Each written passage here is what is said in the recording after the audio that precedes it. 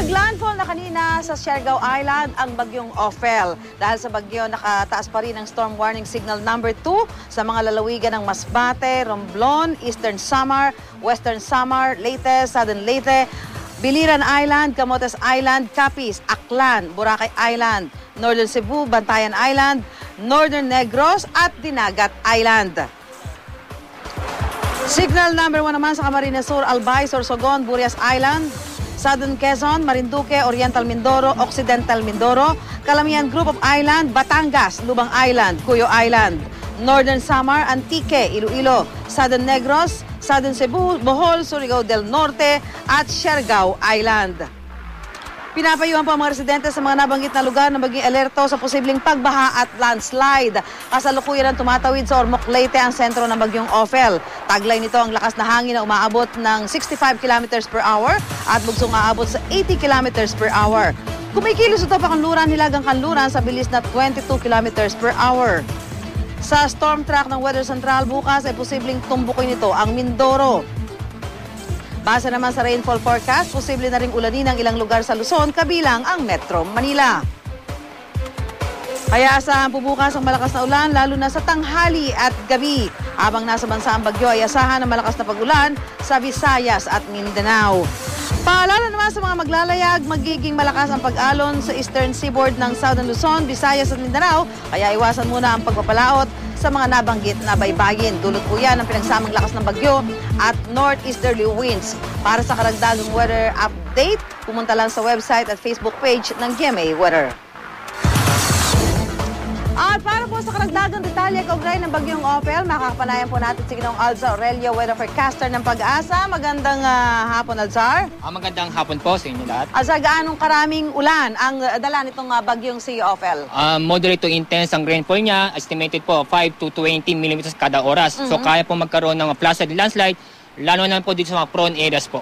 Oo. So gaanong katagal natin inaasahan natin sa bansa itong bagyong Ophel na ngayon ay papatawid na ng Visayas? Opo, mabilis na kanyang tinatakbo. Ngayon, 22 km per hour. Ay naasahan po natin Friday evening, o Friday afternoon or evening, ay nasa labas ito ng ating Philippine Area of Responsibility. So doon sa mga lugar na dadaanan ni Ophel, particular dyan sa Visayas, napatawid pa lang naman, ano dapat gawin paghahanda ng mga kababayan natin dyan? Una na po, itong possible na flash flood and landslide doon sa mga lugar na kataas ang public storm warning signal. Patuloy sila maging alerto, lalo na po sa mga lugar kung saan nakaranas sila ng nakarang taon na magpagbaha. So kusa na silang lumikas, wag na naantayin pa mga government na magsabi lumikas na po kayo. Yung naranasan natin pag-ulan ngayon dito sa Metro Manila, ito ba dahil kay Ophel? Ay, hindi po. Si bagyong Ophel malayo po sa atin, nasa bandang Eastern Visayas. Itong pag-uulan po dito naranasan Metro Manila, ito indirect effect ng hanging amihan or northeast monsoon. May sinasabi mo kanina, bukas medyo magiging maulan ang Metro Manila. Gaano kalakas yung inaasahan natin mga pag-ulan? Opo, may pag-ulan pa rin tayo bukas at asahan po natin moderate to heavy rains bukas ng hapon dito sa Metro Manila. Ito dahil kay Ophel? Indirect effect ni Ophel. Dahil itong si Ophel, bukas ng hapon, malapit siya sa southern part ng Mindoro o Occidental Mindoro. So sabihin, ay hindi siya indirectang epekto sa Metro Manila, kundi indirect effect kung saan makakaranas po tayo ng moderate to heavy rains sa Metro Manila. Bukas ng hapon hanggang gabi. Okay. So, ano ang asahan nating weekend? Sa weekends ay kung itong si bagyong Ophel ay lumabas na o lalabas na sa Friday afternoon or evening, asahan po natin sa weekends ay fair weather po tayo sa buong bansa. Okay, pero po tayo inaasahan mga sama ng panahon sa mga darating na araw sakali makalabas na si Ophel? Magandang balita sa hanggang Sabado ating forecast. Sabado next week? Hindi po. Sabado pa lang? Darating na Sabado.